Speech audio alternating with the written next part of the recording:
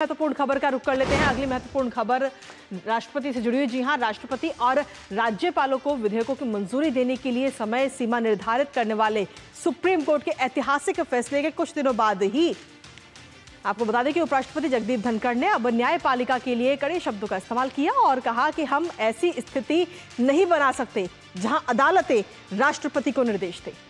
Justice Verma के घर से मिली नकदी पर उपराष्ट्रपति ने कहा कि जांच न्यायपालिका का नहीं बल्कि कार्यपालिका का क्षेत्र है। ये बात उनकी तरफ से कही गई और इसके साथ ही जस्टिस वर्मा के घर मिली नकदी पर भी सवाल उठाते हुए जगदीप धनखड़ बीते कल नजर आए हैं। उन्होंने साफ तौर पर कहा कि 14-15 मार्च की रात को न्यायाधीश के घर पर जो कैश मिला था उसका जिक्र उन्होंने किया कि ये कैश मिला था, लेकिन इस कैश की खबर नहीं पहुंची। 7 दिन तक खबर की कोई जानकारी किसी के पास नहीं थी। 7 दिन तक इस खबर को छुपाया गया था और उसके बाद में 21 मार्च को एक अखबार के जरिए इसका पूरा खुलासा होता है। आखिर इसमें देरी क्यों हुई है? ये जो देरी हुई है 1 हफ्ते की, वो किस लिए हुई है? क्या ये समझने योग्य है? ये बात जगदीप धनखड़ ने कही।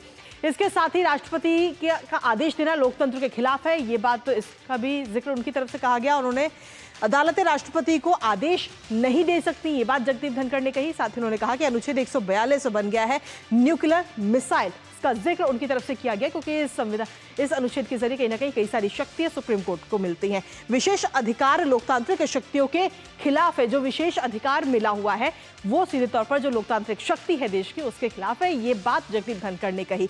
जज सुपर पार्लियामेंट की तरह काम कर रहे हैं, सुपर संसद की तरह काम कर रहे हैं इस वक्त जजेस जो हैं, ये भी उनकी तरफ से कहा गया और लोकतंत्र में चुनी हुई सरकार को सबसे अहम उन्होंने बताया है।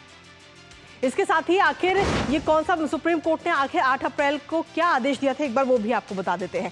तमिलनाडु गवर्नर वर्सेस राज्य सरकार के केस में सुप्रीम कोर्ट की तरफ से ये आदेश 8 अप्रैल को दिया गया था और इस आदेश में सीधे तौर पर हम देखें तो राज्यपाल के अधिकार की जो सीमा है उसे तय कर दिया गया था। यानी कि जो भी राज्य सरकार की तरफ से बिल आता है उसे 3 महीने के भीतर ही अगर या तो फैसला उस पर ले लिया जाए और अगर कोई फैसला नहीं होता है तो उसकी भी वजह बतानी होगी। ये आदेश सुप्रीम कोर्ट ने दिया।